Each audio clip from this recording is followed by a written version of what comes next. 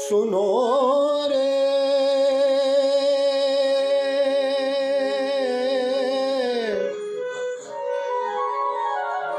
सत के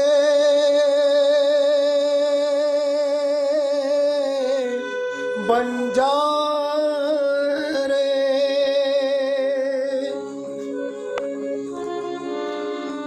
सुनो रे सत के बंजारे।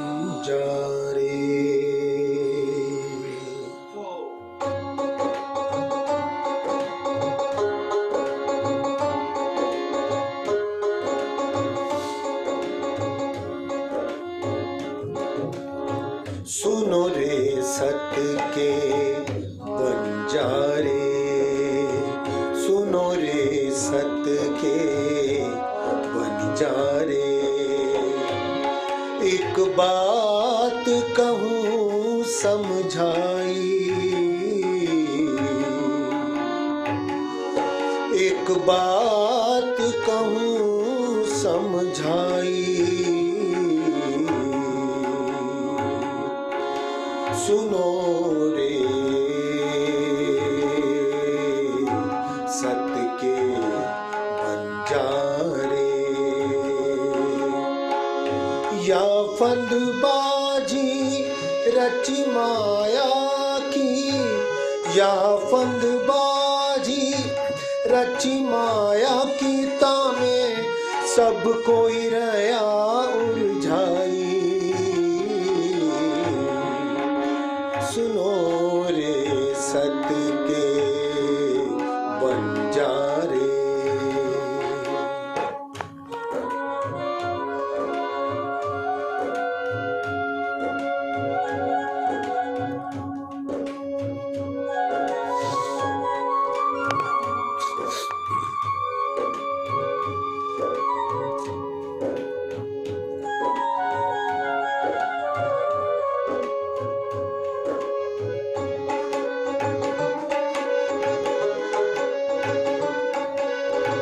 चौदह भवन लग एही अंधेरी,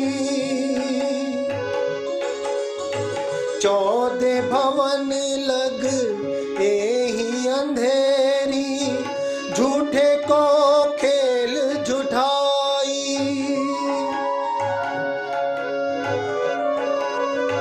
चौदह भवन लग एही अंधेरी। झूठे को खेल झुठाई। प्रगट नास व्यास पुकारे, प्रगट नास व्यास पुकारे। सुखदेव शाख पुराई। सुनो रे सत के बंजारे।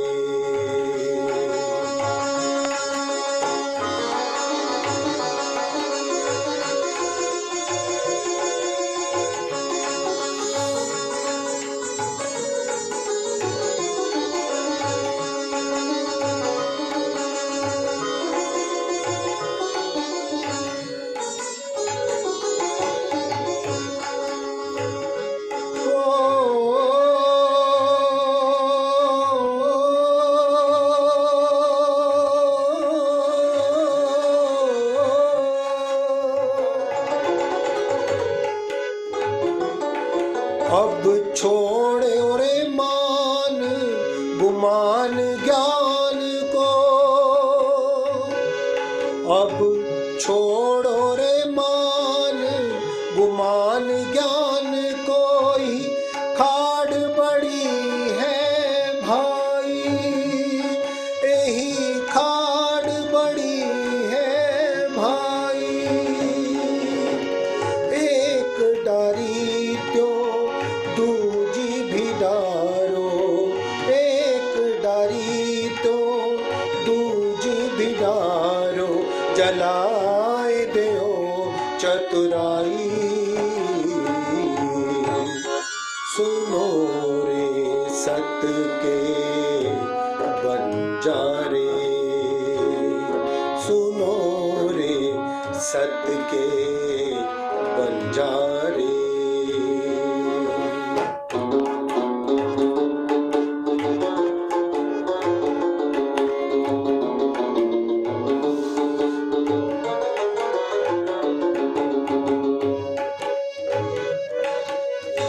शास्त्र पुराण बेख पंथ खोजो।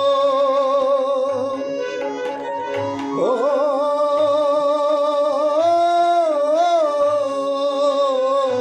शास्त्र पुराण बेख पंथ खोजो, इन पेड़ों में पाइए नाही। ओ इन पेड़ों में पाइए नाही। सतगुरु न्यारा रहत सकल थे, सतगुरु न्यारा रहत सकल थे। कोई एक कुली में काही, सुनो रे सत्य के बंजारे।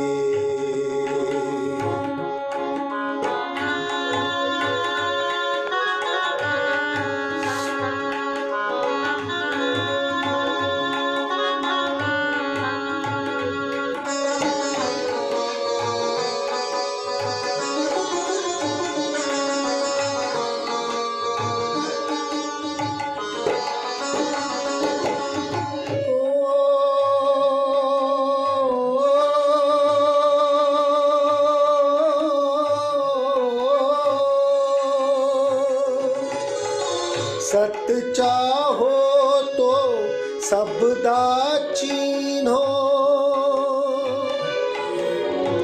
सत्य चाहो तो सबदा चीन्हो। सो आपना देवे दिखाई, जिन पाया तिन माहे समाया, जिन पाया तिन माहे समाया। राखत जोर छिपाई, सुनो रे सत्य के बंजारे।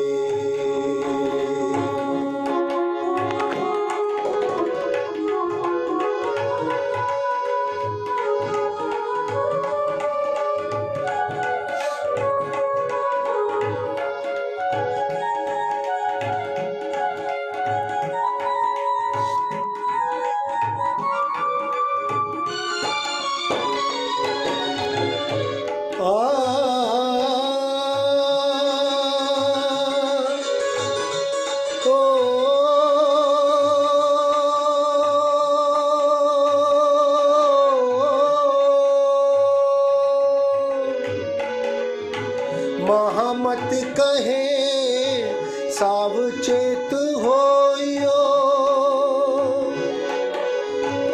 महामत कहे सावचेत होइयो।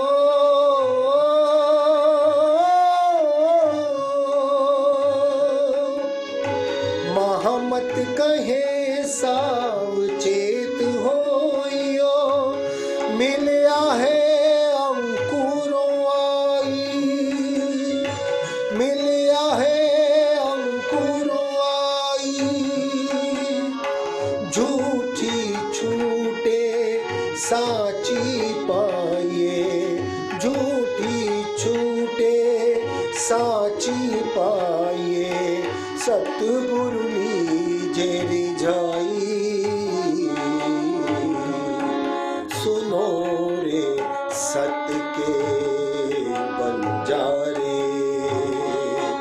सुनो रे सत्य के बंजारे। एक बात कहूँ समझाई, या फंदबाजी रची माया की, या फंदबाजी रची माया की। तामें सब कोई रहा उलझाई, सुनो रे सत्य के बंजारे। सुनो रे सत्य के बंजारे। सुनो रे सत्य के बंजारे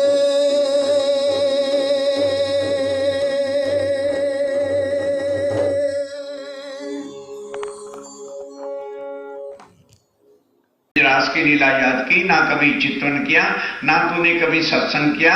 अड़ोस पड़ोस को बुला करके उनको चर्चा सुनाते, चित्वन करते, बता तेरा क्या हासिल हो गया। अब क्या हो गया, जब इस प्रकार की चर्चा दी बंदर में होने लगी तो एक से दूसरा, दूसरे से चौथा लोग आने लगे। कौन? जो देवी की पूजा करते थे, जो हनुमान जी की पूजा करते थे, जिन्होंने अपने मंदिरों में राम की मूर्तियां बना रखी थी, जिन्होंने कृष्ण की मूर्तियां बना रखी थी। स्वामी जी का ज्ञान अलौकिक भाव सागर से परे का सुन करके अब उन लोगों ने कहा कि आज दिन तक हमने राम की पूजा की, मूर्ति की पूजा की, देवी की पूजा की, तो मूर्ति की पूजा की, हमें मिलेगा क्या? तो छोड़ करके अपने अपने मंदिरों को और पंडितों को जिनसे कथा सुनाते थे छोड़ दिया और स्वामी जी के पास आने लगे।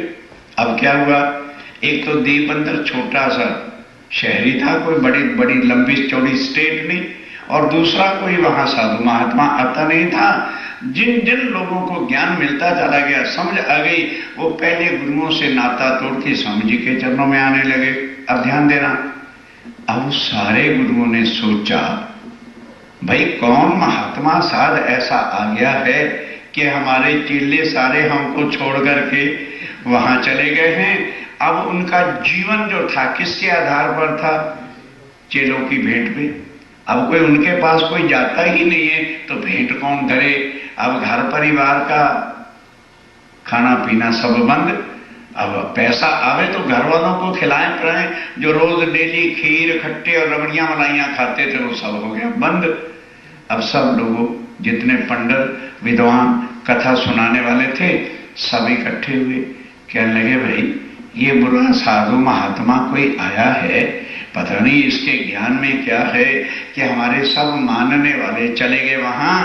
भाई या तो इसको शहर से निकालो और या तुम इस दीप बंदर को छोड़ो, किसी और जगह चलो। तब सब ने सर्वसम्मति से मिलकर के फंड कलेक्ट किया कि ऐसे करो, जो यहाँ का राजा है, बादशाह है, वो फिरंगी है, ये राज करते थे क्रिश्चियन लोग, इनका राज था।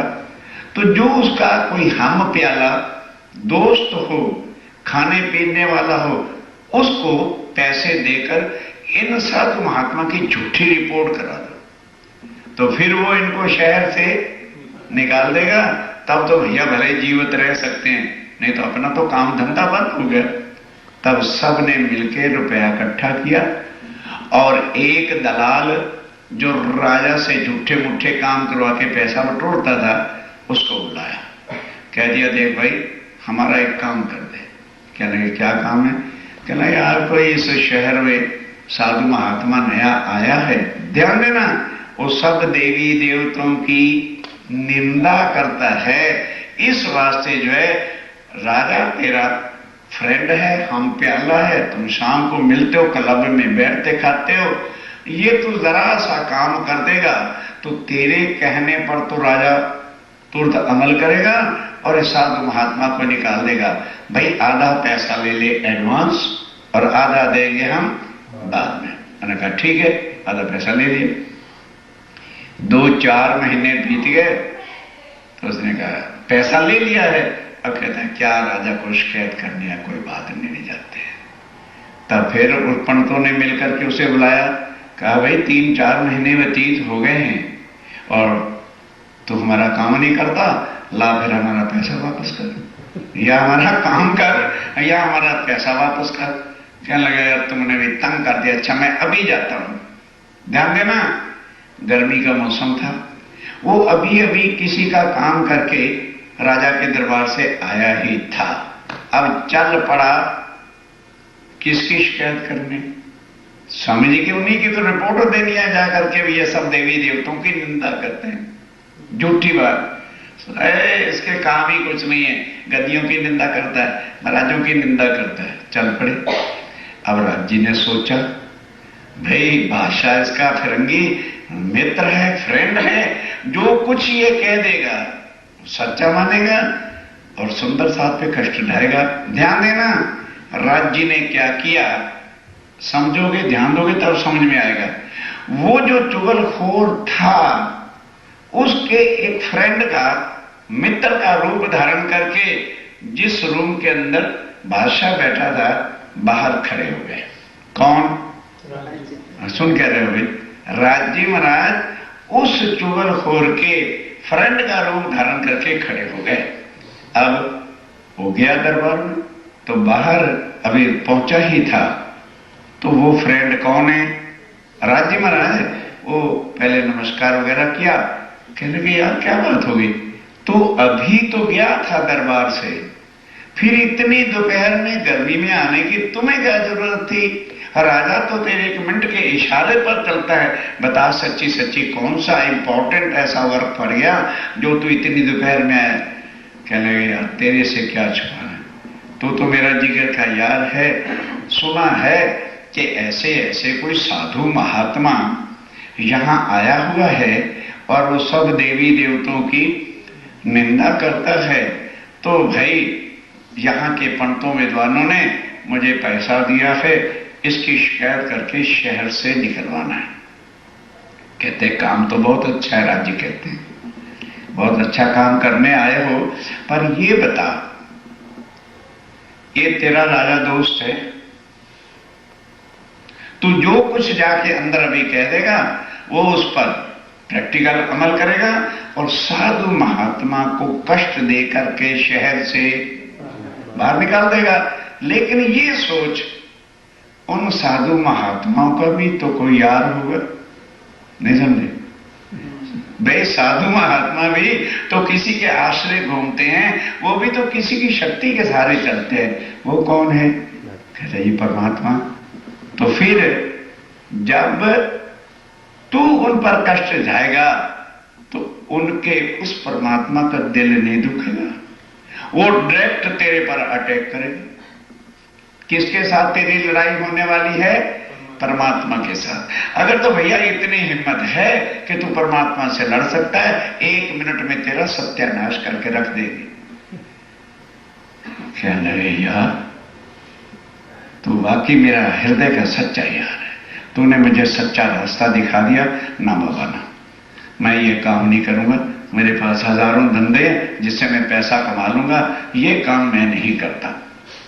लौट के गया। जब लौटा थोड़ी देर तो कहने लगा यार इतना प्यारा फ्रेंड है तो उसको जरा ठंडा मंडा तो पिला दो। अब वो ढूंढता फिरा, लेकिन राजी महाराज ने अपना काम किया, चले गए। अब उधर क्या होता है, सबको पता चल गया सुंदर साथ को कि आज राजा पुलिस को भेजेगा और हमको उठा के जेल में जाना पड़ेगा। तो कोई सुंदर साथ तो दीपबंदर से बाहर खाड़ी में उतर गया, गल्फ में चला गया। कोई पुराने गुरुओं के पास चला गया, कहने लगे पंडित जी महाराज मैं 12 महीने से नहीं आया ना, 2 रुपए महीना देता था, ले 24 रुपए, किसी को ये ना कहता कि हमारे पास नहीं आना है। इस तरह से कोई कुछ कोई कुछ। अब कईयों ने सोचा मैं करूं तो क्या करूं, तो जो गाय भैंस के खाने का भूसा होता है ना, चारा, उसके कमरे में छुप करके बैठ गया कि 24 घंटे यहीं पड़े रहेंगे, फिर जब पुलिस चली जाएगी। फिर इस तरह से लोग छिप गए, ईमान गिर गया। केवल जयराम भाई उनके कुटुंब कबीले वाले मगन होके बैठे रहे। जिनको जितना यकीन होता है उतनी वो बड़ी कुर्बानी भी करता है। अब स्वामी जी कहते हैं सुंदर साहब जी ये तो ऊपर के दज्जाल का शोर था। अखंड कीर्तन जयराम भाई के घर होता रहा, ना कोई गया ना कोई आया। अब जब दूसरा दिन हुआ, सबने सोचा यार राज जी क्या कहें, स्वामी जी के पास जाएं, क्या शर्मिंदगी करेंगे। कहने लगे है क्या, जाके चरण पकड़ लेंगे, क्षमा मांग लेंगे। फिर सब सुंदर साथ इकट्ठे हुए। स्वामी जी पूछते हैं बोल भाई तू कहाँ था? कहने लगे स्वामी जी मैं तो गांव छोड़ के ही चला गया था। हर एक ने अपनी अपनी बीती बताई और क्षमा मांगी। बस जब ये चीज हो गई, अब सुंदर साथ का भी ईमान पक्का हो गया।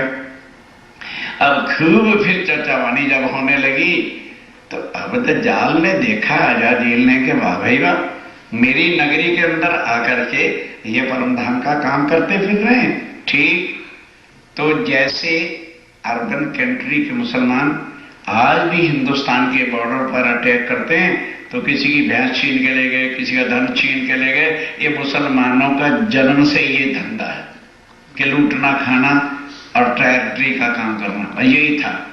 तो दीप बंदर पर अरब के लोगों ने आकर के अटैक किया। तो उस वक्त क्या करते थे कि आदमियों को, औरतों को, जवानों को पकड़ कर ले जाते थे, अपमान नहीं करते थे।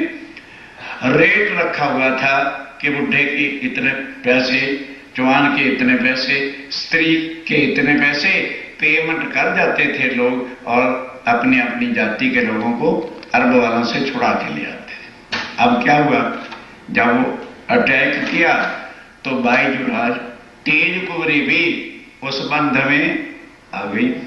अब जब तेज कुंवरी बंध में आ गई तो लोग कहने लगे, लो अक्षातीत बने फिरते हैं, अपनी पत्नी को तो बचा नहीं सके, हमें भव से पार करेंगे। अक्ल होती है ना, उतनी उतनी बात करती है।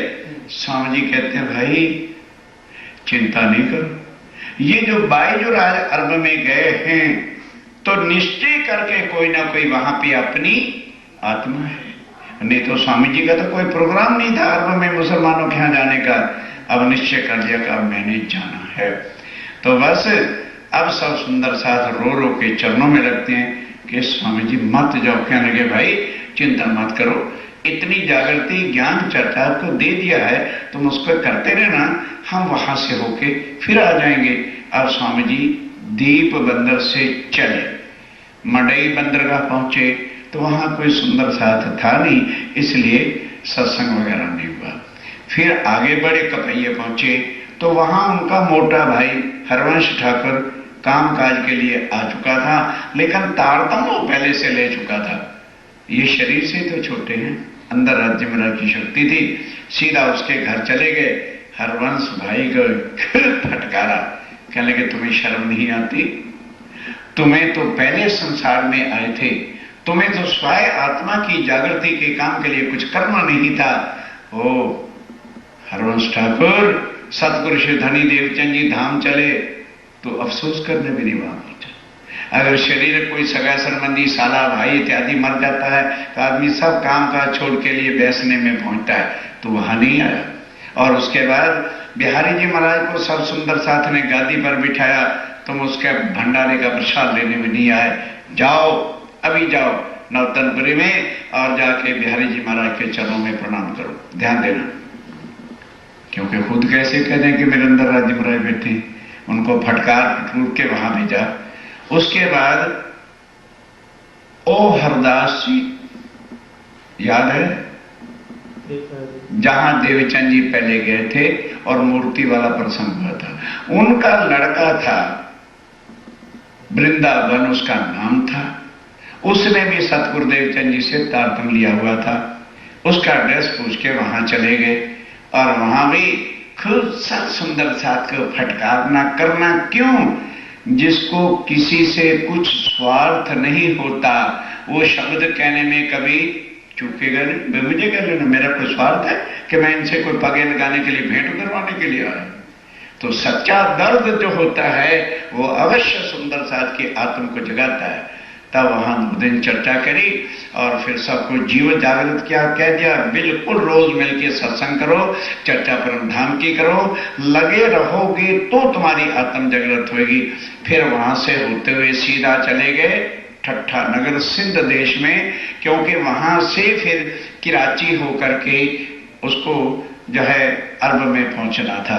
तो वहां जब पहुंचे तो वहां एक सुंदर साथ रहता था जिसका नाम था नाथा जोशी।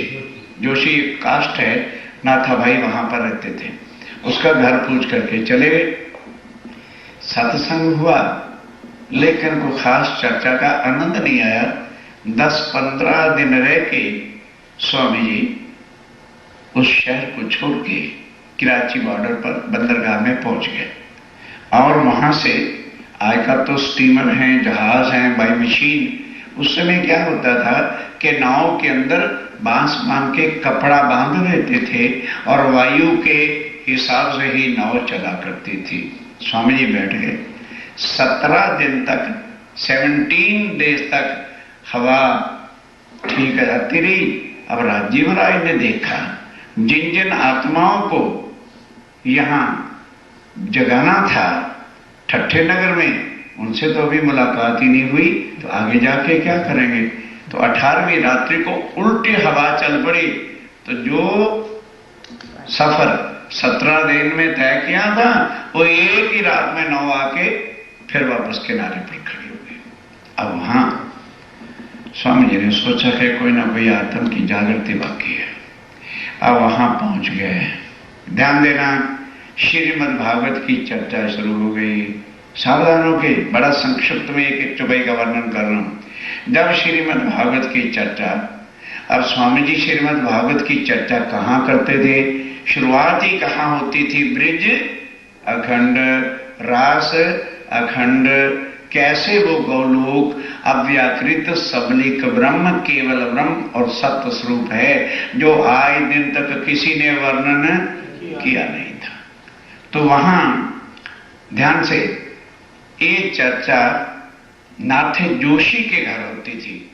तो पड़ोस में ही एक पंडित रहता था और वो उसका नाम था चतरा पोकरना। वो रोज आके चर्चा सुनता है, अखंड ब्रिजरास की चर्चा होती है। अब उधर क्या होता था, चतरा पोकरना लाल दास जी की पगार में नौकरी करता था और लाल दास जी खुद भागवत के जानकार थे और वहां बैठ के वो चर्चा किया करते थे। अब ये स्वामी जी चर्चा सुनाए नित्य वृंदावन अखंड है, और वो चर्चा क्या सुनाते थे कि मथुरा वृंदावन है दिल्ली वाला है। तब चतरे पुकारने से रहा नहीं गया और वो लालदास को कहता है, महाराज आप इतने सालों से भागवत करते हो और राधा वल्लभी मार्ग का ये धर्म है, मंत्र है कि भजमन श्री वृंदावन कुंज बिहारी नित्य विलास, कि वो ब्रिज और रास जो है वो नित्य वृंदावन अखंड है। और तुम कहते हो ये दिल्ली वाला, ये तो 14 लोक के अंदर है और महाप्रलय में लय हो जाएगा, तो फिर वो अखंड कहां है? बोलो अखंड कहां है? अब लालदास चौंका, हैं? हे चतुरे, ये बता तूने ये चर्चा सुनी कहां से है, ये तू ज्ञान लाया कहां से है? क्या लगा सेठ जी रहने दो, ये तुम्हारे मतलब का धंधा नहीं है।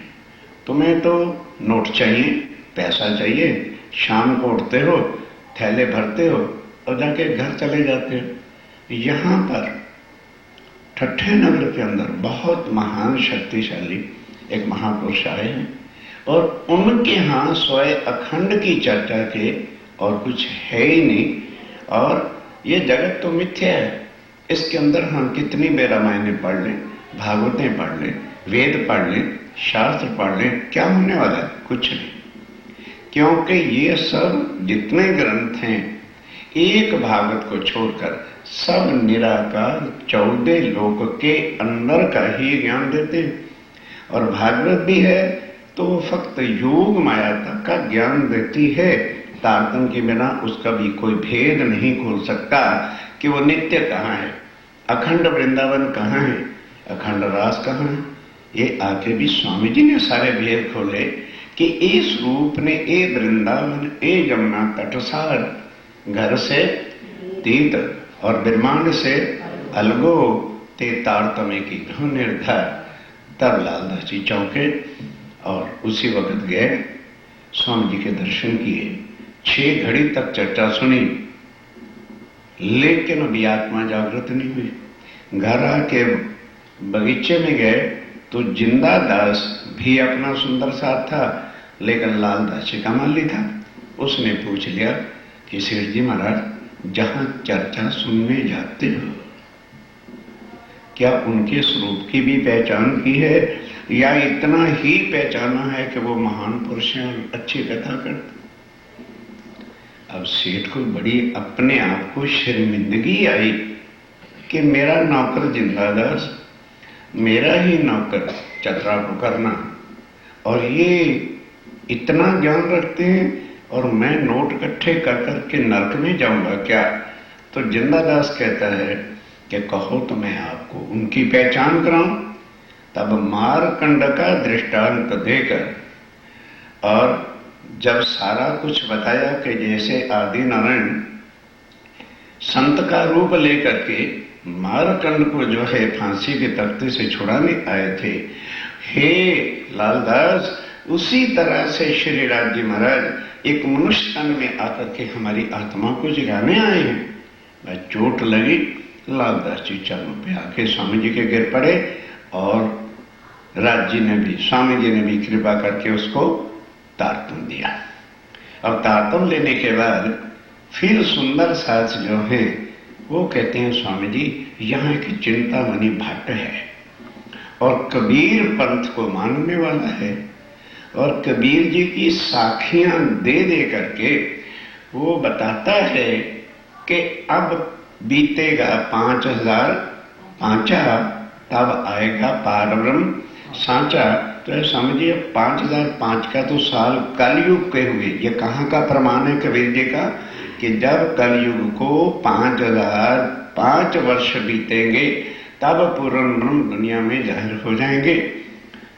तो आप यदि चलो तो चल के उनसे बात करते हैं। तो स्वामी जी ने कहा अच्छा चलो। अब आए और चिंतामणि के घर पहुंच गए। नहीं करते क्या रहते ये सारा दिन।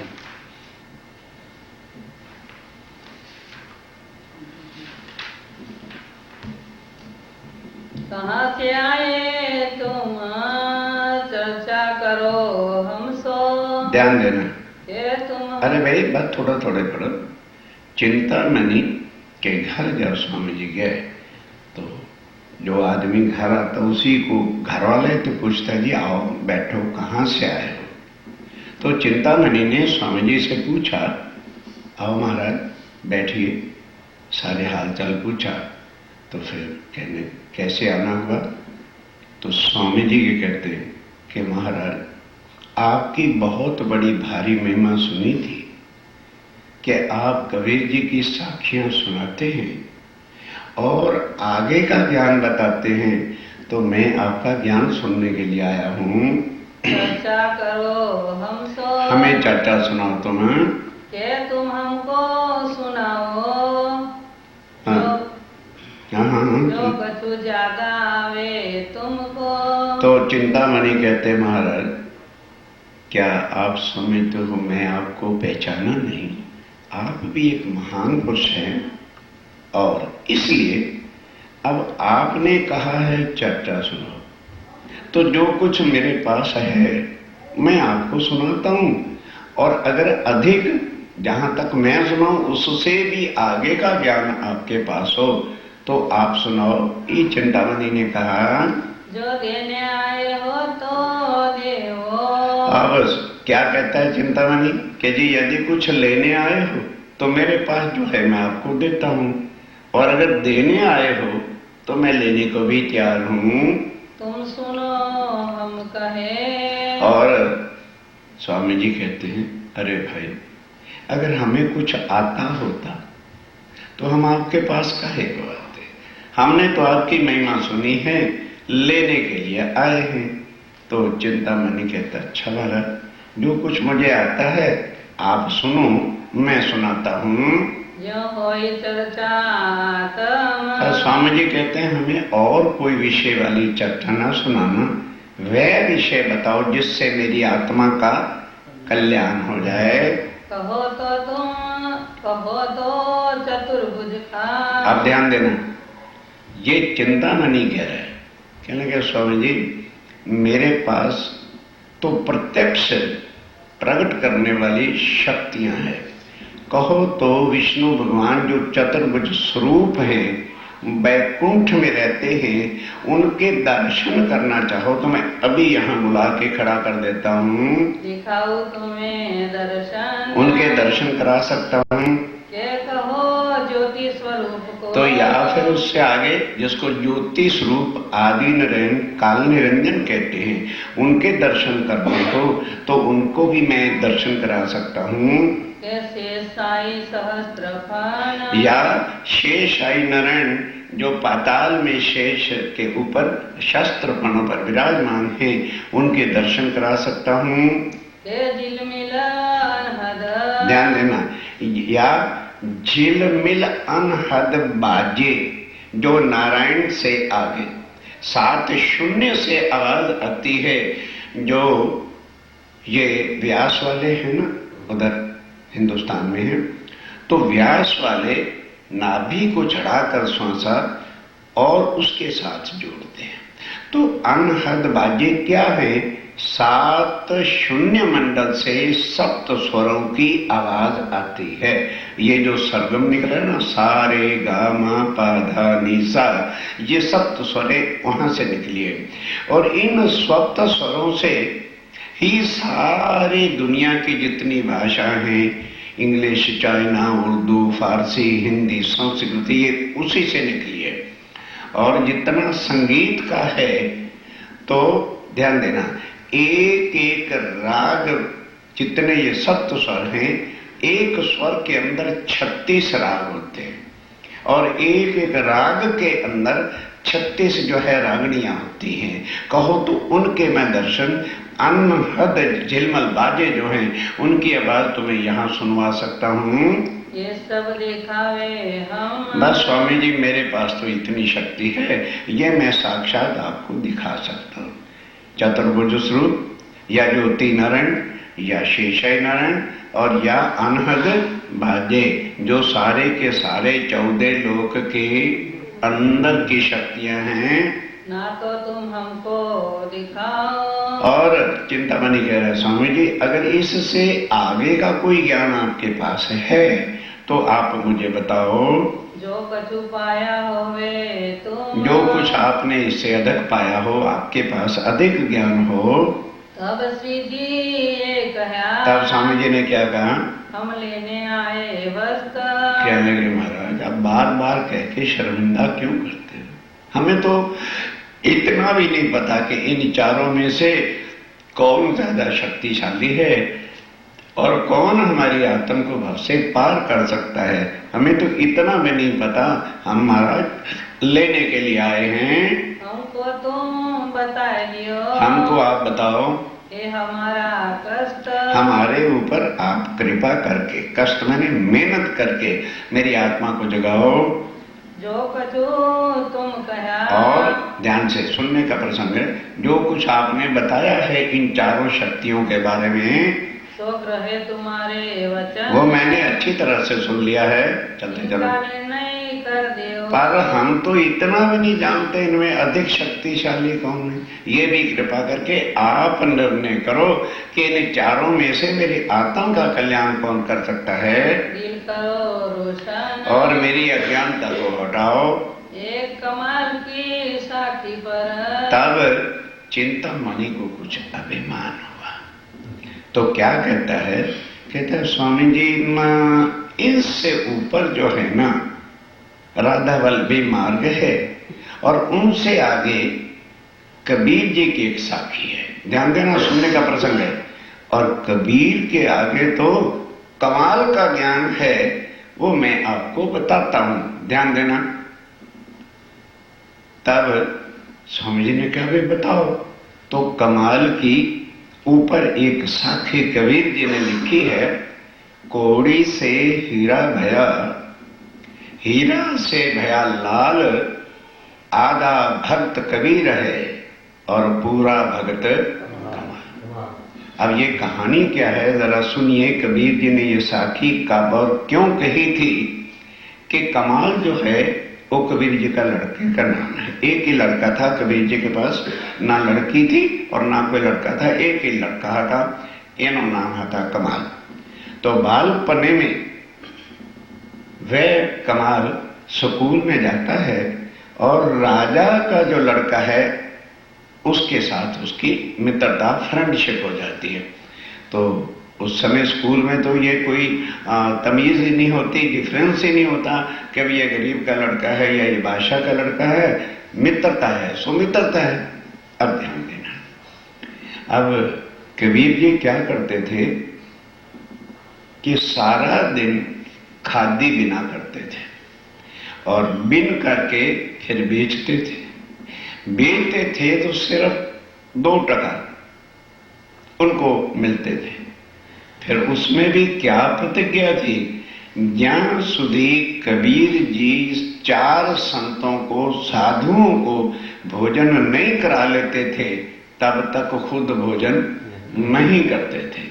अब आप सोचो, 4 तो साधुओं को खिलाना, फिर पति भी था, पत्नी भी थी और लड़का भी था। इस वास्ते जब कमाल स्कूल जाता था फिर तो कुछ ढंग के कपड़े होते थे, घर आके जो खेलते थे तो जरा कटे फटे रहते थे। अब इस तरह से क्या हो गया कि कमाल भी युवान हो गया, 12-14 वर्ष का, तो पढ़ रहा है। उधर राजकुमार जब युवा हो गया तो राजा के घर तो भी खाना पीना और जूस दूध मलाई सब कुछ होता ही था। तो वो जरा ठाड़ा जवान हो गया। तो राजा वजीरों को कहता है, देख नहीं रहे हो, राजकुमार बड़ा हो गया है, इसको वन में ले जाओ, शिकार करना सिखाओ, तीर कमान चलाना सिखाओ। हुक्म करने की देरी थी, घोड़े तैयार हो गए और वन में जाने वाली शिकार की हंटिंग जो पोशाक होती है वो तैयार हो गई। कमाल कहता है, मैं अकेला नहीं जा सकता, जैसा मेरा सब कुछ तैयार किया है, एक घोड़ा और सजाओ, ऐसी पोशाक और बनाओ, और मैं कमाल के बिना वन में जाऊंगा नहीं। बस हुक्म हुआ, वजीर भी चल पड़े, घोड़े भी चल पड़े कमाल के घर।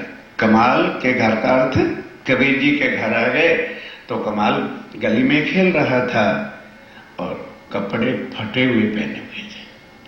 तब राजकुमार ने देखा, कहने लगे, अरे कमाल, तूने कमाल कर दी, समझे? ए कमाल, तूने कमाल कर दी।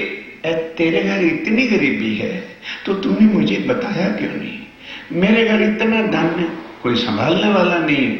तो हुक्म दिया कि लेके आओ दूसरी पोशाक, घोड़े, और कभी कमाल को भी वैसी पोशाक वैसे घोड़े पर बिठाया और चल दिए। जब चले गए, नगर से भी बाहर निकले थे तो कुछ घोड़े और ऊंटों के ऊपर जो बादशाह के खजाने में पैसा जमा होने वाला था, हीरे जवाहरात चांदी अशरफियां जो कुछ उसका था, वो उस पर लाद के ला रहे थे। तो राजकुमार ने पूछा, भाई ये क्या है? कहने लगे, हजूर खजाने का माल है। कहने लगे, लाओ इसकी पहुंच बुक का है, मैं हस्ताक्षर कर देता हूं कि इतना सामान पहुंच गया है और ये सारे का सारा खजाना कमाल के घर आंगन में जाके डाल दो। वे ले जाने वाले को तो पहुंच चाहिए थी। राजकुमार ने सिग्नेचर किया, स्टंप लगा दी, वो जाके कबीर जी के आंगन में सारा धन डाल दिया। अब ध्यान से सुनने का प्रसंग है। उसके बाद राजकुमार कमाल को लेके वन में चले गए, जंगल में, और जाके खूब घोड़ा दौड़ाया, तीर कमान चलाना कुछ थोड़ा सीखा। पहले दिन ही सारा कुछ आ जाता है, लौट के वापस आए। तो राजकुमार तो अपने घर चला गया, कमाल अपने घर आया। अभी कबीर जी नहीं आए थे, क्योंकि कबीर जी इतना परिश्रम करते थे कि प्रातः से लेके रात के 11 बजे तक खादी बिनते थे, तब जाके कहीं 2 टके वसूल होते थे। तो अब इतना धन जब आया तो माता को सारा कुछ बताया। तब माँ और बेटा संकल्प बन करके लगे प्लान बनाने। अब माँ कहती, बेटा अब क्या चिंता है, मैं बड़ा सुंदर महल बनाऊंगी, तेरी शादी राजा के घर करूंगी, फिर हमारे इतने नौकर होंगे, शेख चिल्ली की तरह लंबा चौड़ा प्लान। 11 बज गए, कबीर जी आए। तो जैसे डेली कमाल की माता जाके किवाड़ खोलती थी, जाके किवाड़ को खोला। उस समय लाइटें तो होती नहीं थी और लालटेन बत्ती लेकर के गई। तो जैसे किवाड़ खुला और कबीर ने देखा कि मेरे घर में ये माया का ढेर, अपना पैर वहां खींच लिया बाहर। कहते बस पत्नी, आज से तेरा मेरा संबंध खत्म है।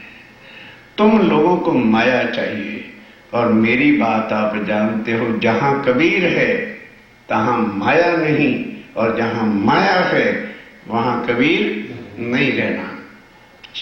बस अब पति और पत्नी लगी रोने, कहने लगे रे मेरा नसीब खोटे हैं, पता नहीं मेरे लड़के के भाग से कितना धन आ गया, तेरे नसीब में धक्के हैं, तू कैसा कमबख्त मेरे पल्ले पड़ गया। ये वो जैसे औरतों का स्वभाव है, पति को फटका कबीर जी सुन रहे।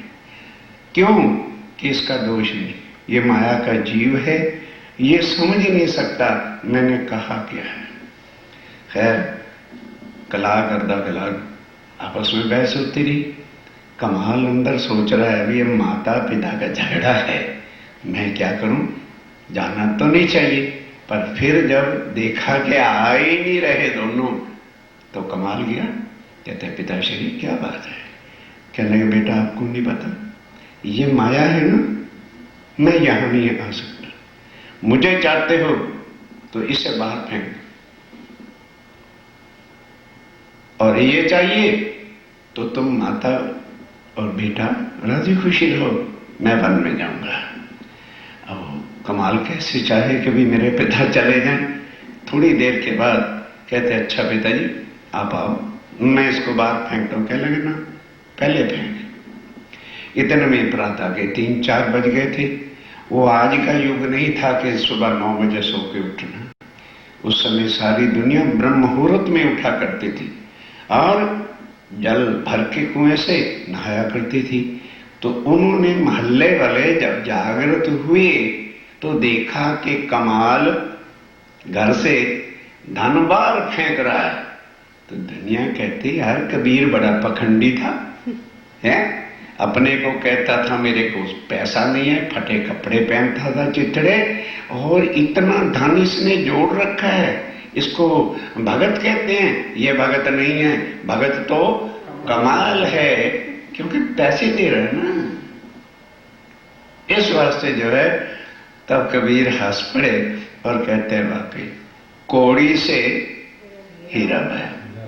कौड़ी किसको कहते हैं? अपने पिता को कहते हैं कि जो ना दीन के काम आवे और ना दुनिया के काम आवे, तो उसकी वैल्यू क्या है? फूटी कौड़ी के समान है, जो केवल स्वार्थी है और अपने कुटुंब का डंडा पालता है। इस पर कबीर जी ने साखी लिखी कि मेरे पिता ना दीन के काम आए ना दुनिया के काम आए, उस कौड़ी में से मैं हीरा भया था।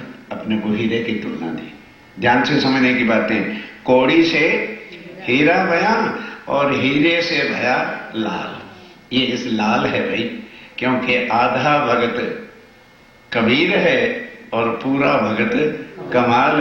क्योंकि जो दुनिया को धन देता, ओ सेठ जी आओ महाराज परम भक्त हो तुम तो परमात्मा के क्योंकि धन दे रहे हो।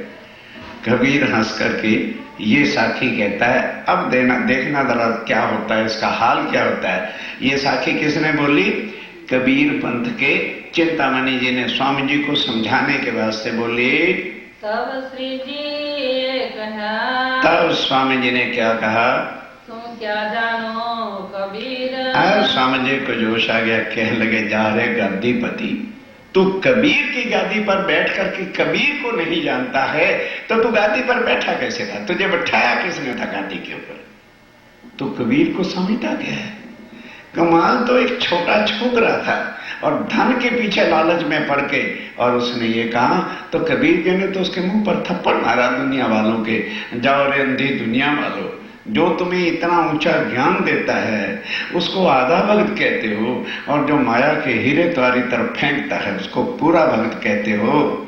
चलिए, तुम जो आधा भक्त इनको कहा, जो तुमने कबीर को जहां कोई भी पहुंच नहीं सका, राधा वल्लभी मार्ग भी 82वां पक्ष है, योग माया तक जाते हैं, और कबीर जी ने परम धाम तक का वर्णन किया है।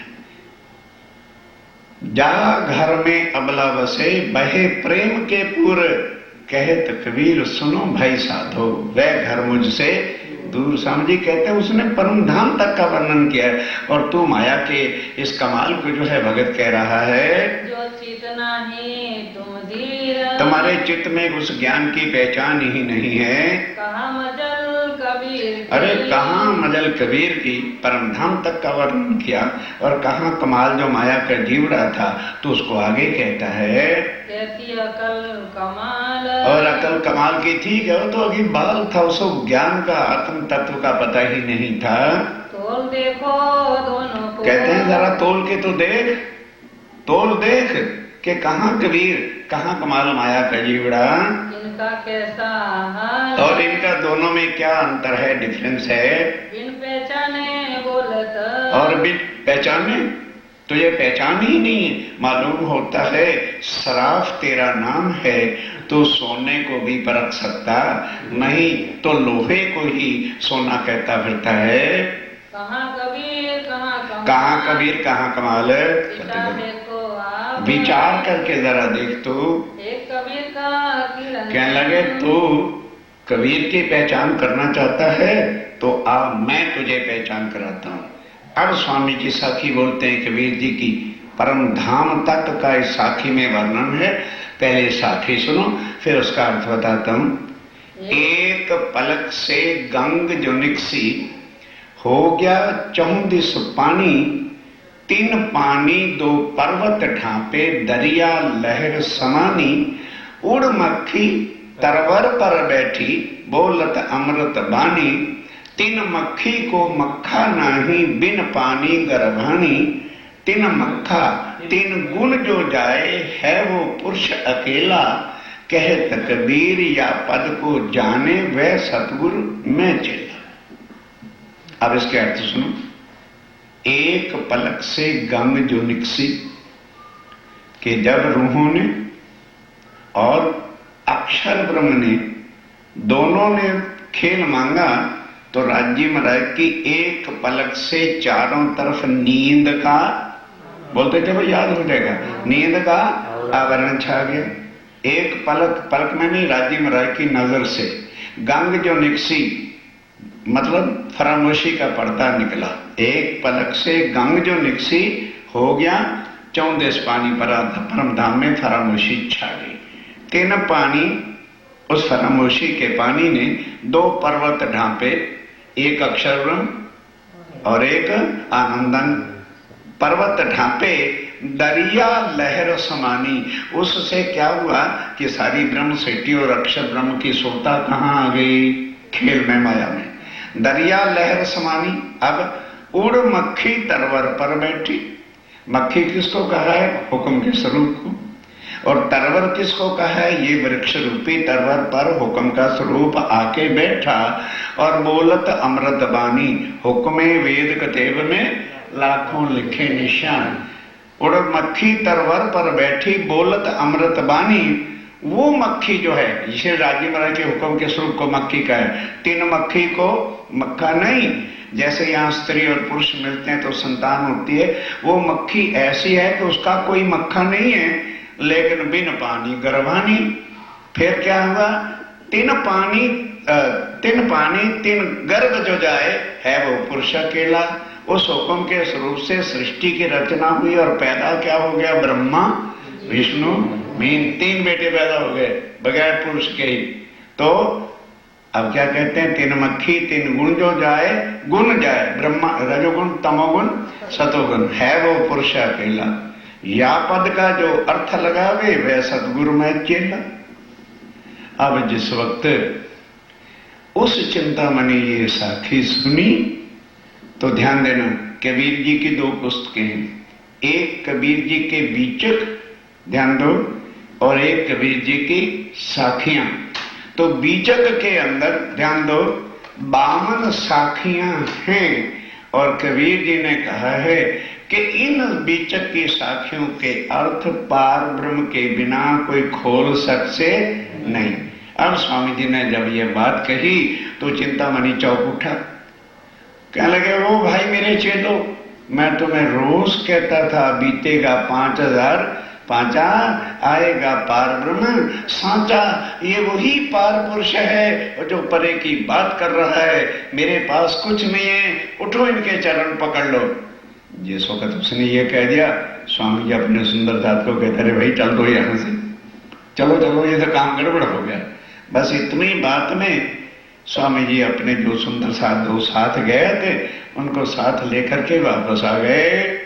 देखो शब्द आगे चला। अब वो अपने शिष्यों को बार बार उसे क्यों पढ़ते हो? वो कहता है देखो ये वही बात आ गई है। अब स्वामी जी तो उठ के चले गए। चिंतामणि ढूंढत फिरे, ध्यान दो, ध्यान से अब आगे ढूंढ लो कहां पर। अब चिंतामणि को बड़ी आग लग गई, भाई ना तो मैंने पूछा कि हे साध महात्मा आप ठहरे कहाँ हुए, एड्रेस तो पूछा ही नहीं, इसलिए उनके पीछे पीछे स्वामी जी तो पहुंच गए। कहाँ? नाथा जोशी के यहाँ ठहरे हुए थे, उनके घर चले गए। ये बेचारा गली को रात को ही बैठा नहीं फिर घर में, पूछता फिर रहा है, अरे भाई यहाँ एक साथ महात्मा आए हुए, वो कहाँ ठहरे हैं, कहाँ है? अब रात को लोग सो गए, क्या पता चले। तो फिर सोचने लगा कि यहाँ कल्लू मिश्र एक और कोई था ज्ञान सुनाने वाला, शायद उसके यहाँ हो। तो ढूंढते ढूंढते वहां भी चले गए। क्यों? कि स्वामी जी को किसी ने कह दिया कि स्वामी जी को कल्लू मिश्र भी है, वो भी ज्ञान सुनाता है। वहां एक बार गए थे तो वो क्या सुनाया करे, सुबह उठ के 2 गिलास पानी पीना चाहिए, फिर उसके बाद सैर करना चाहिए। वो स्वास्थ्य के बारे में बताता था और कुछ आत्म तत्व का ज्ञान नहीं देता था। तो वहां फिर बात ही स्वामी जी ने क्या करनी थी। तो ये चिंतामणि उसके घर पहुंचा और पूछने लगा, क्या मिश्र साहब कोई यहाँ साध महात्मा आए थे? क्या लगा भी आए तो थे, हमारे साथ कोई सत्संग वार्ता नहीं हुई, वो नाथा जोशी के घर ठहरा हुआ है। तब उससे उसको पता चला कि स्वामी जी नाथा जोशी के घर हैं, तो चल के वहां आया। चलते चलो, कहाँ साथ सब बैठे थे। तो अब वहां क्या आया, तो सब सुंदर साथ स्वामी जी के चरणों में बैठे थे। प्रातः का समय था और चर्चा हो रही थी। चिंतामणि कदमों इनका, अब आकर के चिंतामणि ने चरणों में शीश झुकाया। साथ संगी सब अपने अपने जो जितने उसके चेले थे, शिष्य थे, उनको भी साथ ले आया था। चर्चा लगे सुनने, अब बैठ के वो चर्चा सुनने लगे। सोना गई भली बात सो। अब स्वामी जी ने देखा कि चिंतामणि गया है बस उसको देखते साथ अपना चैप्टर बदला और कहा कि भाई आज दुनिया अज्ञानता में क्यों फंसी हुई है, क्योंकि उनके जो महाराज हैं, अगुए हैं, वो अज्ञानी हैं और केवल उनको अपनी मान मर्यादा में डूबे हुए हैं, उनको स्वयं कुछ आता नहीं है। इसलिए बेड़ा गर्क उन्होंने सारी जनता का कर रखा है। महाराज बनने का हर मतलब जिस तरह से मान गुमान तोड़ना होता है, इस विषय पर खूब उन्होंने चर्चा की। चिंतामणि को ठोकर लगी कि भाई ये तो मेरे ऊपर सारी बात है कि मैं कुछ जानता तो था नहीं कबीर जी को। तो अब इसके बाद क्या होता है, एकांत मोह सो खंडनी भली बात सो। खूब खंडनी स्वामी जी ने की। देखत साथ सबन, और सब उसके चेले भी बीच में देख रहे थे, पर समझा कोई नहीं कि किसको कह रहे हैं। सब चिंता मना छाने कहा। बस अब ध्यान के साथ अब चिंतामणि उठा, चर्चा खत्म हो गई। स्वामी जी के चरणों में आके शीश झुकाया, कहने लगे स्वामी जी मैं आपके चरणों में तो आ गया हूं, आपने तो कुछ दिन रह के चले जाना है, मैंने तो अपने चेलों के बीच ही रहना है। मुझे जो कुछ कह लो, पर चेलों में मेरी थोड़ी इज्जत रख लो, शर्म रखियो बीच मुंह में, मेरी शर्म रख लो कुछ। अगर मैंने तो यही घर रहना, मैंने छोड़ के कहाँ जाऊंगा, इस वास्ते कुछ मेरा लिहाज शर्म लाज रख लेना। एकांत मोह सो कहो। एकांत जो कुछ कहना है उधेड़ो, मैं अपने पाप स्वीकार करने को तैयार हूं, पर आपकी शरण में आया हूं, कुछ तो लाज रख लेना। सब राजे इन सो कहा। तब स्वामी जी क्या कहते हैं, देखो भाई हम किसी का अपमान करने नहीं आए ना, ये हमारा काम नहीं है। पर ये बता, अगर मैं तुझे सत्य की पहचान नहीं कराऊंगा, तुझे इस दुनिया से निकाल देगा। तू तो डूबा पड़ा है गादी के चक्कर में। ये मान है, यही अभिमान है, यही अहंकार हो जाता है और ये आगे जाने देता नहीं है।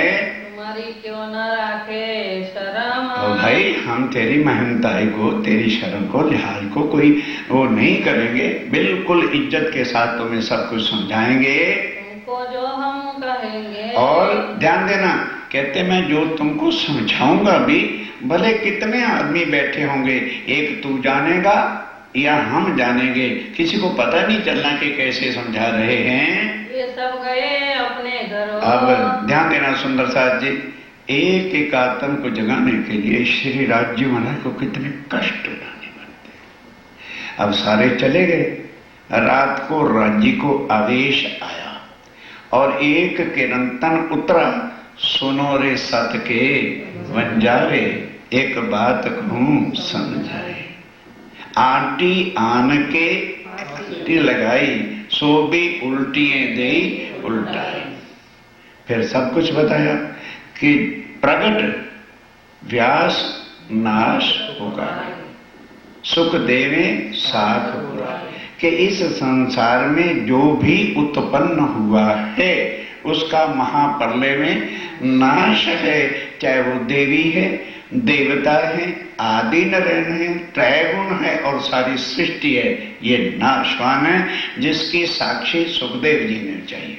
अब सत चाहो तो शब्दा चीनो, कहते हैं शरीरों को मत देखो, अगर उस सच्चिदानंद के स्वरूप की अवलोकन करनी है तो संतों की वाणी को देखो और फिर छोड़ो रे मान गुमान ज्ञान को। एक खड्ड बड़ी है भाई, जो इस खड्ड में पड़ गया, गादी पर बैठ गया, वो उस जन्म तो भाव से पार हो ही नहीं सकता, उसका जीवन नष्ट हो गया। क्योंकि ये सबसे बड़ा गुमान अहंकार है। जहां अहंकार है वहां धनी नहीं, जहां धनी है वहां गुमान आ नहीं सकता। छोड़े रे मान गुमान को, एक खड्ड बड़ी है भाई, और मन में दिए बिना हाथ ना आवे, सत की बड़ी ठकुर है कि अगर जब तक अपना मन चित्त बुद्ध तो लीन नहीं कर देगा, उस सच्चिदानंद के स्वरूप की पहचान नहीं हो सकती।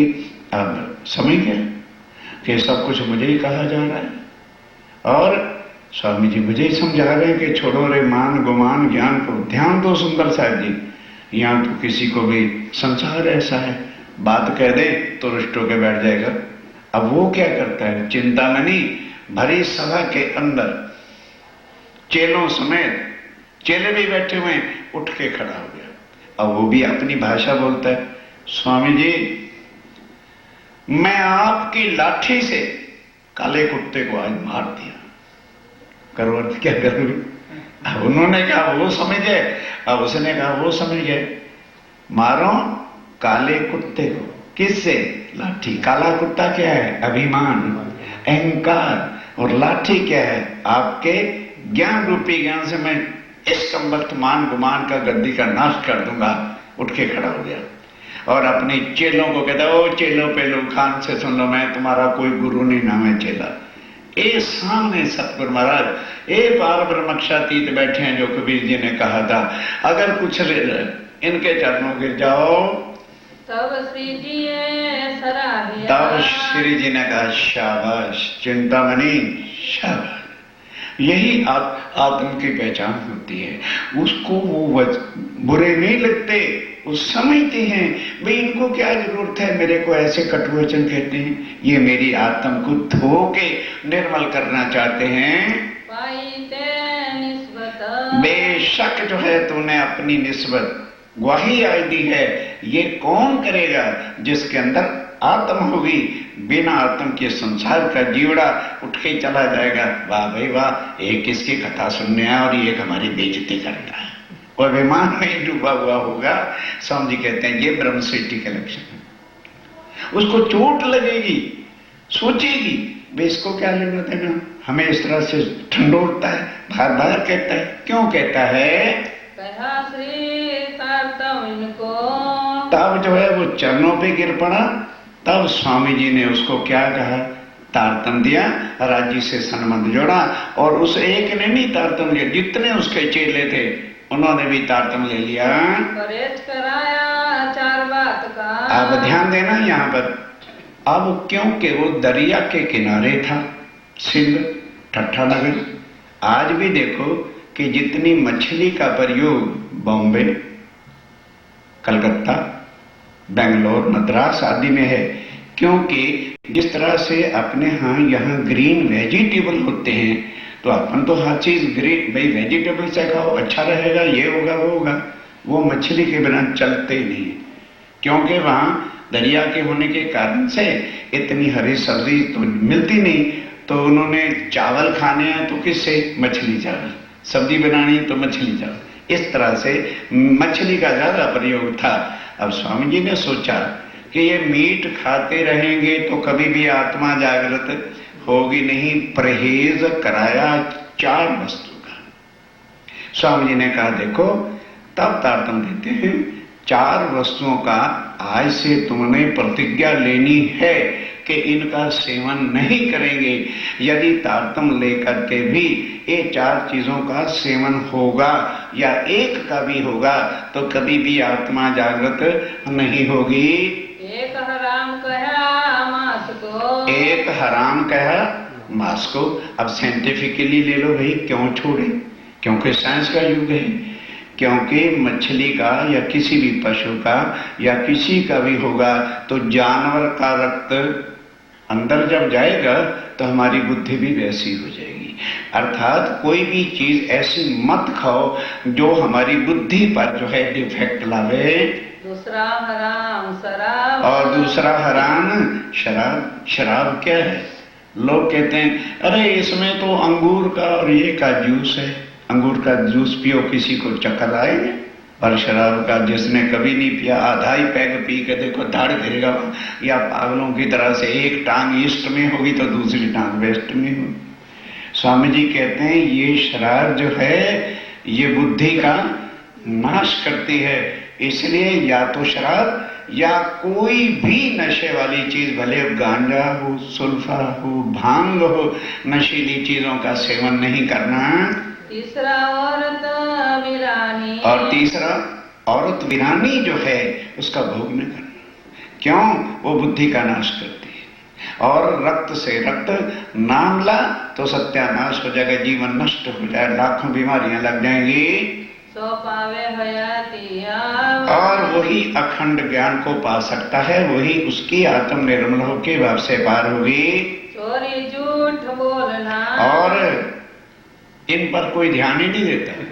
कहते हैं स्वामी जी ने कहा शराब नहीं पीनी, झूठ तो बोलना ही करो। स्वामी जी ने कहा जितना पाप शराब पीने में है, मीट खाने में है, और तंबाकू खाने में है, और नशा करने में, वैश्यों के भोग में है, उतना ही पाप चोरी और झूठ में भी है। इस वास्ते चोरी नहीं करना कभी, कितने संकट आए, और झूठ भी कभी नहीं बोलना। इनका छोड़ा उदक, इनका उद्दक कराया, प्रतिज्ञा कराई, तो तब चिंतामणि और सब चेलों ने प्रतिज्ञा करी क्या कि स्वामी जी जो तो आज दिन तक हो गए अजानते में उसको आप माफ कर देना, और बाकी भविष्य की जिंदगी में मर तो भले जाएंगे लेकिन इन चीजों का सेवन नहीं करेंगे। इन समय में चर्चा, अब जिस वक्त चिंतामणि और क्या नाम इतने चेले भी आ गए, स्वामी जी को भी आवेश आता है, खूब आवेश से फिर चर्चा होती है। बड़ी जो होवे बड़ी जो है चर्चा होने लगी ठट्ठे नगर में। बस उस चर्चा को सुन सुन करके सैकड़ों और भी लोगों ने जो है तारतम लिया। अब स्वामी जी सोचते हैं कभी मैंने को गद्दी बिठानी, यहाँ पर इतने दिन हो गए, जाना मुझे अरब देश में महाराज जी के वहाँ फूल भाई गई नहीं हुई, क्या नाम, तेज कोरी और गए हुए वहां के लोग, तो अब फिर जाने की तैयारी करते हैं। जब जाने की तैयारी करते हैं तो सब सुंदर साथ चरणों में गिरता है, ठट्ठे नगर के सब साथ रोते कि स्वामी जी हम माया में पड़े सड़ रहे थे, आपने अपनी अंगना जान के आके जगाया है, तो अब छोड़ के कहाँ चले जाओगे, ना हम नहीं जाने देंगे। कुछ दिन तो फिर ठहर गए, उस दिन कहते देखो भाई तुम घबराओ नहीं, हमने वहां पर अवश्य जाना है। अर्ब में हमारी आत्माएं, हमारे सुंदर साथ मुसलमान लोग जो है उनको ले गए हैं और छुड़ा के फिर मैंने ठट्ठे नगरी तो आना, क्योंकि और कोई रास्ता ही नहीं है, इसलिए तुम चिंता मत करो। तब जो है अब स्वामी जी कराची के रास्ते आगे जाएंगे। तो कराची को पहले लाठी बंदरगाह कहते थे, वहां से फिर नाव में बैठे और अब नाव बराबर चली जा रही है, क्योंकि काम जो ठट्ठे नगर का था वो पूरा हो गया। तो 40 दिन की बाई सी ट्रैवलिंग करने के बाद, यात्रा के बाद अरब में जाके मस्कत बंदर, जो कुवैत एयरवेज से आते हैं उनको रूट का पता है, नई दिल्ली से चल के कराची, कराची से फिर कहाँ जाता है, कुवैत, बसरा, बगदाद और तब कुवैत पहुंचता है। वो वहां पर जाके पहुंच गए। आप स्वामी जी कहते हैं सुंदर साथ जी, ये ठट्ठे की भी तक पूरी हुई आपके सामने। अब मस्कत बंदर जो अरब कंट्रीज के अंदर है, जो आज्ञा है, जो राज्य मराय का हुक्म था, चल पड़े, चलते चलते मस्कत बंदर आके पहुंच गए। अब ध्यान देना, नाव से उतरे, कोई वाकफ परिचय तो था नहीं, तो सामने जैसे बस स्टैंड या रेलवे स्टैंड या एयरपोर्ट होते हैं तो दुकानें होती है। तो महावजी भाई वो भी ठाकुर जाति का था, उसकी दुकान थी। उसने दूर से देखा, लगता है ये केशव ठाकुर का लड़का है। अभी उसे क्या पता कौन है अंदर, अभी उस सांसारिक जान पहचान से महावजी भाई आया और स्वामी जी का स्वागत करके अपनी दुकान पर बिठा। भाई शौक के बाद तो चेयर वगैरह या तख्ती होता है, उस पर बिठाया। पूछी खबर उनने, और उनने, उन कौन, उन महावजी भाई, इन स्वामी जी हैं। तो उसने स्वामी जी का सब समाचार खबर पूछी, उठ करके मिले, गले लगे, प्रणाम हुआ, पूछने लगे। तब जो है सब हाल चाल कुछ क्षेम पूछने लगे, भले आप पहुंचे आए। तब जो है कहने लगे, अच्छा वही लोहाना जाति के लोग पकड़े गए हैं, बहुत अच्छा हो गया, कोई चिंता वाली बात नहीं है। स्वामी जी की शारीरिक जाति का नाम क्या था, लोहाना। रामचंद्र वंश जी के जो है वंश से ये लोहाना जाति, ठाकुर जाति आती है। इत बड़ो आदर कियो, अब जो है बड़ा आदर सत्कार किया। एक जाति हो जाने के कारण से तो प्रेम अपने आप ही उत्पन्न हो जाता है, लौकिक नाते से। लौकिक नाते, अभी आत्मा के ज्ञान का तो पता ही नहीं, संसारिक नाते से अपने घर गए, बिठाया, सब कुछ भोजन वगैरह कराया, आदर भाव करने लगा, बड़ा आदर भाव, सोई जमाई, बिठाया, सब कुछ किया। खबर बंद की पूछी, तब स्वामी जी ने पूछा कि भाई हमारे कुछ लोग बंद में आए हुए हैं। कहने लगे जी चिंता मत करो, सब कुछ ठीक सुरक्षित है, केवल टैक्स जुर्माना बढ़ता जा रहा है और कोई बात नहीं है। विश्वनाथ संग था। अब स्वामी जी के साथ उस समय कौन था, विश्वनाथ एक साथी था बस, और कोई नहीं आया था। श्री भाई जी की दई खबर। तब विश्वनाथ कहता है स्वामी जी मैं जाता हूँ और बाईजूराज जहाँ होंगे मैं मिल के खबर लेके आता हूँ। अब विश्वनाथ गया, बाईजूराज से मिले और जाके बाईजूराज को भी सूचना दे दी, और जो बाकी दीप बंदर के सुंदर साथ बंध में आए हुए थे उनको भी सूचना दे दी। ध्यान देना, ये रूपा और राधा बाई जी के साथ दीप बंदर से थे, वो भी साथ आए। गाय के पहुंची घर। जब रूपा राधा ने सुना कि स्वामी जी आ गए हैं, तो बंद का मतलब जेल नहीं होता, बंद का मतलब है जैसे यहाँ मनुष्य चोरियां करते पकड़े जाते हैं तो बैन लगा दिया जाता, फॉरन आउट ऑफ स्टेशन, इंडिया नहीं जा सकते। तो यही था कि वो दीप बंदर उससे जो है मस्कत बंदर से बाहर नहीं जा सकते। तो जब उन्होंने सुना कि स्वामी जी आ गए, रूपा, राधा और सुंदर साथ सब आके श्री जी के चरणों लगे और पास दई रहने को। तब महावजी भाई ने स्वामी जी को अपने घर के साथ वाला, अपने घर में मतलब दूसरे रूम में बिठा दिया। सब मिले हुए, सब मिल करके बड़े खुशहाल हुए, बातों लगे कर करने सारी बातचीत हाल पूछा। बीतक अपने हाल तब सब सुंदर साथ ने अपनी बीतक सुनाई और स्वामी जी ने अपनी बीतक सुनाई कि दीप बंदर से मंडई से वृंदावन के यहाँ से कैसे ठट्ठा नगर आए, ठट्ठा नगर में लालदास जी की कैसे जागनी हुई और चिंतामणि को कैसे जगाया, कैसे कैसे वहां पर किरणतन उतने, वो सारी बात बताई। रसोई का तब महाराज जी भाई उस संसारिक नाते से खूब नित्याने नए नए भाव से जो है रसोई बनाता है और उगाता है। आदर किया अब आदर सत्कार करने लगा आप सेवा करने और खुद खड़े होकर के सेवा करने लगे। उसका एक लड़का भी था महाराज जी भाई का, उसको कहा बेटा इतने दिन तक मैं दुकान पे बैठा हूँ, अब ये आए हैं अपने घर, तू जाके दुकान में बैठ। आरोग के फिर बैठ बस स्वामी जी आरोग चुके और फिर बैठ गए। चर्चा के साथ कोई काम ही नहीं है। साथ ठट्ठे की कही खबर तब सब सुंदर साथ को ठट्ठे नगर की और सब जगह की जो जागनी का काम हुआ था उसकी पहचान करवाई। लगी होने चर्चा फिर चर्चा शुरू हो गई। जो ठट्ठे की बीतक थी इन समय जो सुख भया। अब सुंदर साथ को भी सुनकर बड़ा सुख हुआ कि ओहो, क्योंकि स्वामी जी ने ठट्ठे नगर की बीतक का मतलब क्या कि कैसे परमधाम में थे, कैसा इश्करबद हुआ, कैसे ब्रिज में आए थे, कैसे रास में पहुंचे, फिर वैसे परमधाम कैसे गए। हमारी इच्छा पूरी नहीं हुई थी और यहाँ के जुदा जुदा गांव, जुदा जुदा नगर, जुदा जुदा भाषा और सुंदर साथ गुम हो गया, कैसे राज्य में आए, कैसे जागने का काम शुरू हुआ, वो सारा प्रसंग बताया। मैं सुबह न तब सब सुंदर साथ ने जाना कि अगर हमारे अंदर आत्मा ना होती तो ये ज्ञान और स्वामी जी वहां से चल के हमारे पास कभी भी ना आते। इनकी बातें करते तब हम सब प्रसंग को सुन करके बड़ा जो हुआ सुख, सब सुंदर साथ को बड़ा आनंद मंगल हुआ। कसाला जो बंद का अब वो सुंदर साथ जो इतने सालों से बंधन में थे, जब ये चर्चा सुनी और स्वामी जी को पाया तो सारे दुख भूल गए कि अब जब स्वामी जी आ गए तो अब हमें किस बात की चिंता है।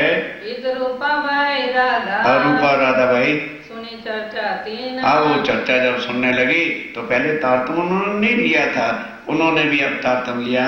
श्रीराज की तरफ हो तब माया की तरफ से ध्यान छूट के बस जीवन में निश्चय ही कर लिया कि बस अब बाई की सेवा के बिना और हमने कहीं जाना ही नहीं है। रोशन हुआ मन जो है जागृत हो गया।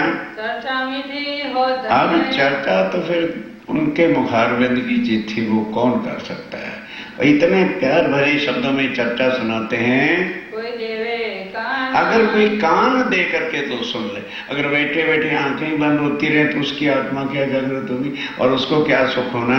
जिसने एक बार बैठ करके एकाग्र चित्त चर्चा सुन ली, 1 मिनट में आत्मा अनुभव करती जाती थी। जगत मिथ्या है, अगर योग माया आ गया, अक्षरधाम वो परम धाम, उसको ऐसे लगने लग जाता था। महाव जी ने चर्चा सुनी, महाव जी ने चर्चा सुनी, होने लगी पहचान। जब चर्चा सुनी तो पहचान होने लगी कि ओहो ये हमारा सगे वाला नहीं है भाई, इसके अंदर तो कोई अलौकिक शक्ति है। और लोग आने और भी बड़े लोग, क्यों? एक तो वो अरब का देश, एक वहां कोई साधु संत हिंदू जाता ही नहीं था, एक तो पहुंच गए स्वामी जी और एक चर्चा भी भावसागर से पाराखंड की जब होने लगी तो वो लोग कहाँ जाते थे? देवी के मंदिर में। वो लोग कहाँ जाते थे? रामायण सुनते थे। वो लोग कहाँ जाते थे? भागवत सुनते थे, जो हिंदुओं के पुराने ग्रंथ थे। और वो समझाने वालों को भी दर्द नहीं था, उनको तो केवल कथा सुनाना, पैसे लेने और जय कन्हैया ला, बस। उनको क्या दर्द है? उनको तो पता है कि एक रामायण का पाठ करेंगे इतना मिल जाना, एक भागवत का पाठ सप्ताह करेंगे 65 लाख मिल जाना। उनको क्या दर्द के किसी की आत्मा जागृत हो या कहीं भी जाए। और स्वामी जी को पैसे का लालच नहीं था, उनको दर्द था कि मेरी भूली हुई आत्माएं जो हैं संसार से निकल करके निज घर को चले।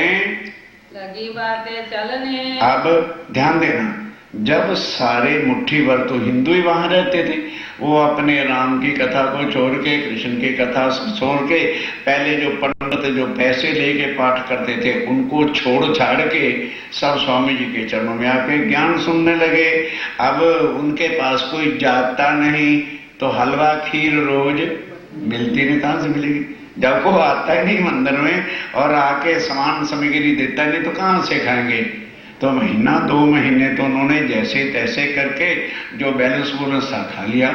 अब है कुछ नहीं, सबने कहा भाई मरे, ये साधु महात्मा कहाँ से आ गया? सर्वसंति से सबने मिलकर, रामायण वालों ने भी, भागवत वालों ने भी, और जो कथा सुनाने वाले देवीत्यों की या कोई सत्यनारायण की कथा सुनाने वाले थे वो सब इकट्ठे हुए। कहने लगे भाई बोलो अब क्या करना? जब तक ये साधु महात्मा यहाँ रहेगा तो हमारे पास तो कोई अब आता नहीं, इसको शहर से निकालो। स्वामी जी जहां जाते हैं कोई नहीं टिकने देता, बाजार झूठ का है, वो सत्य लेकर के आए, कौन ये उसको खरीदेगा?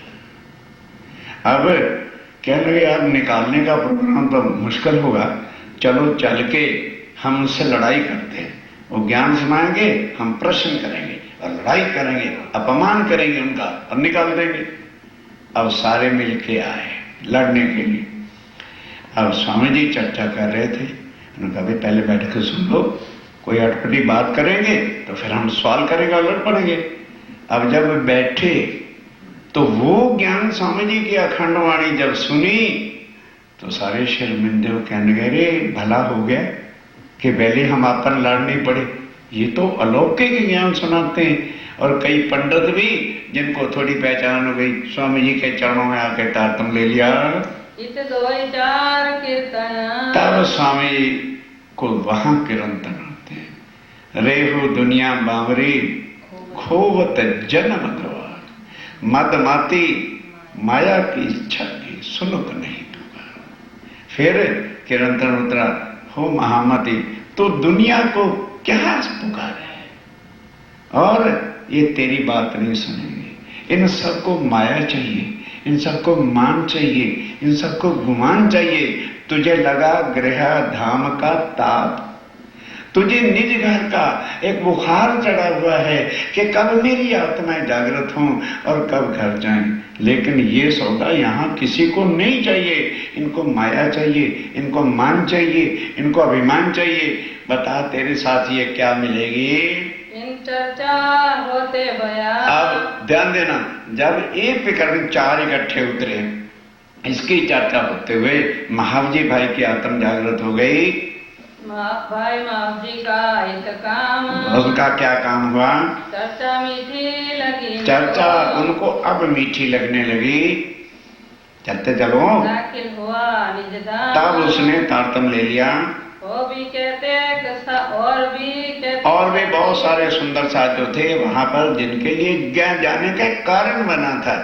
भाई जवाहरलाल तेजपुरी कहते कारण बना, लेकिन जो और भी आत्माएं थी जिनके कारण स्वामी जी का आना हुआ था, सबने तारतम ले लिया। राज्य की चर्चा बिना, और राज्य की चर्चा के बिना उनको चैन ही नहीं आता। सुबह शाम चर्चा होती है, सब आ जाते हैं। एक दिन चर्चा मिले। अब क्या हुआ कि एक दिन चर्चा के अंदर देखा कि महावजी भाई को कुछ अभिमान है कि हम इसके घर ठहरे हैं, ये अपने अभिमान की बात करता है। अरे क्या है, हमारे ही घर तो राज्य महाराज आके बैठे, हम ही तो सेवा करते हैं। मैं कह दिया क्या हम करते हैं? स्वामी जी को जो चढ़ा गुस्सा, फटकारा उसे चर्चा के अंदर, खूब फटकारा। उनको किस बात की जरूरत थी? काहे क्या डरना था? डरता वही है जिसको स्वार्थ होता है। उनको काहे का स्वार्थ? वो तो देने के लिए आए थे, उनको किस बात का डर था? तो महावजी भाई समझ गया कि मेरी सभा में मेरी बेइज्जती कर रहे। एक इनको नई नई चादरें बिछा के दे, एक इनके लिए हम मीठे मीठे पकवान बनाए, रोज नया नया खर्चा करें और भरी सभा में हमारी बेइज्जती कर दी। नहीं सुननी मैंने इनकी चर्चा। लड़के को कहता है, लड़के अपने बेटे को, यार आए हुए हैं, अब क्या करें, घर आए हैं तो रोटी देनी पड़ेगी, तू इनकी सेवा सुवा देख लेना, मैं दुकान पे जाता हूँ। ठीक, मावजी भाई दुकान पे चले गए।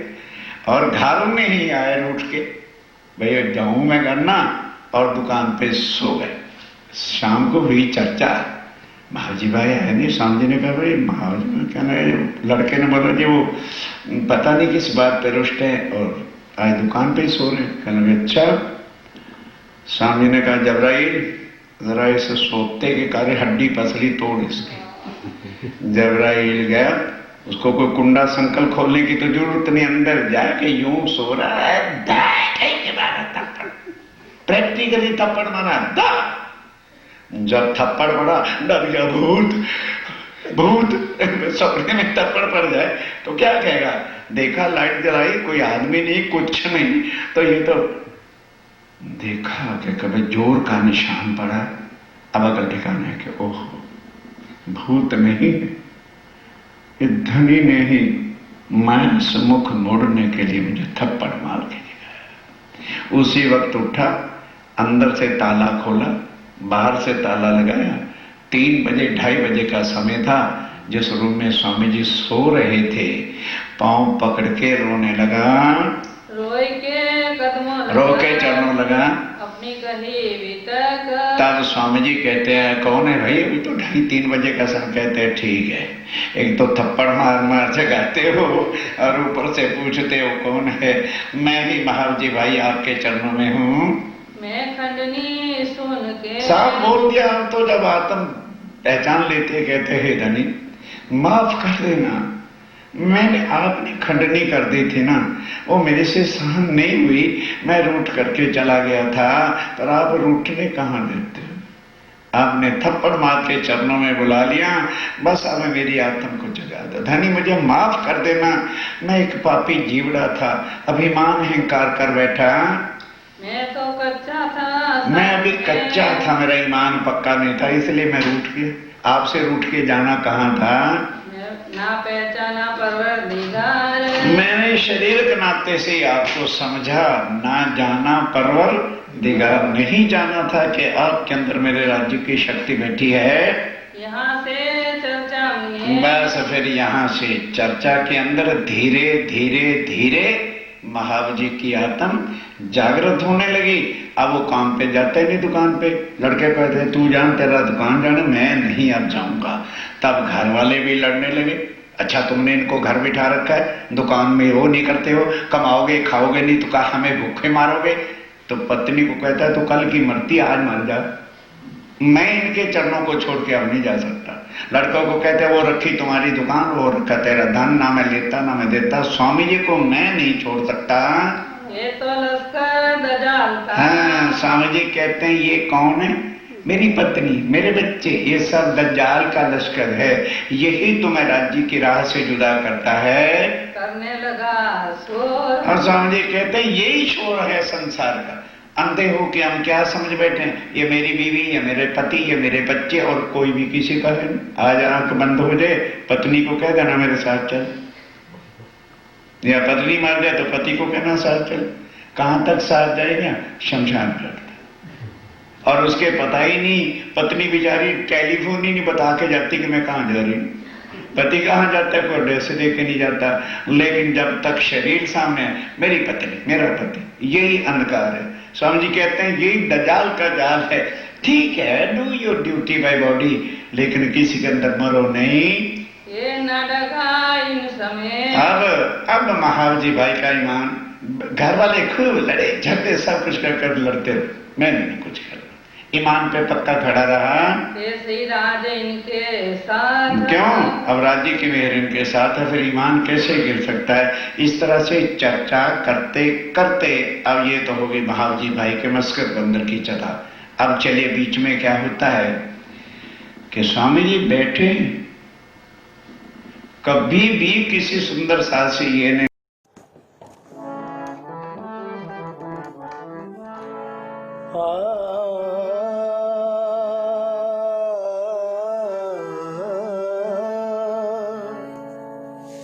पिया जी धनी जी तुम हो तैसी कीजियो मैं अर्ज कर करूं मेरे पिया जी। हम जैसी तुम जिन करो मेरा तलफ तलफ जाए जीव जी। तुम हो तैसी कीजियो। जीवड़ा तो जीवे नहीं क्यों, मिटे दिल की प्यास जी। तुम बिना किन सो कहूँ पिया, तुम हो मेरी आस जी। तुम हो मेरी आस जी। तुम हो तैसी कीजियो। आस बिरानी तो कहूँ पिया, जो कोई दूसरा होए जी।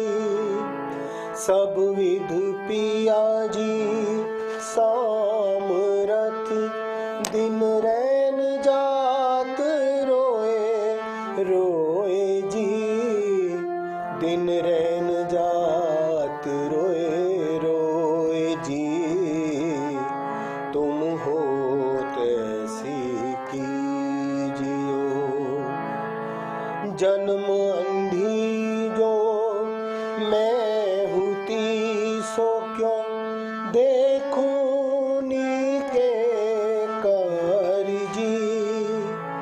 जब तुम आप दिखाओगे तब देखूंगी नैन नजर जी। देखूंगी नैन नजर जी। तुम हो तैसी कीजियो। ए पुकार पिया जी मेरी सुन के, अब ढील करो पिया जीन जी। पल पल खबर जो लीजियो, इति अर्ज करूं दुल्हीन जी। अर्ज करूं दुल्हीन जी। तुम हो तैसी कीजियो। एति अर्ज मैं तो करूं पिया, बीच पड़ी अंतराय जी। सो अंतर आड़ा टाल के दुल्हा, लीजो कंठ लगाए जी। लीजो कंठ लगाए जी। तुम हो तैसी कीजियो। कंठ सो कंठ लगाए के पिया, कीजे हास विलास जी। वारणे जाए श्री इंद्रावती पिया, राखो चरणों के पास जी। राखो चरणों के पास जी। तुम हो तैसी कीजियो। तुम दुल्हा मैं दुल्हनी पिया, और न जानूं बात जी। इश्क सो सेवा करूं पिया, सब अंगों साक्षात जी। सब अंगों साक्षात जी। तुम हो तैसी कीजियो। सदा सुखदाता धाम धनी मैं, क्या कहूँ किन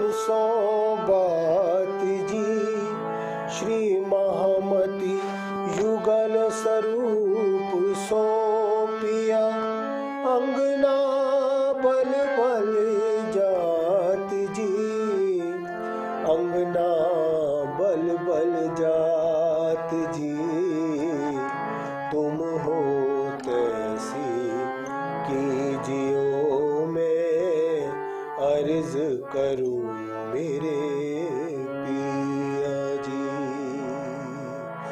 बोलो श्री प्राणनाथ प्यारे की जय। बोलो श्री सतगुरु महाराज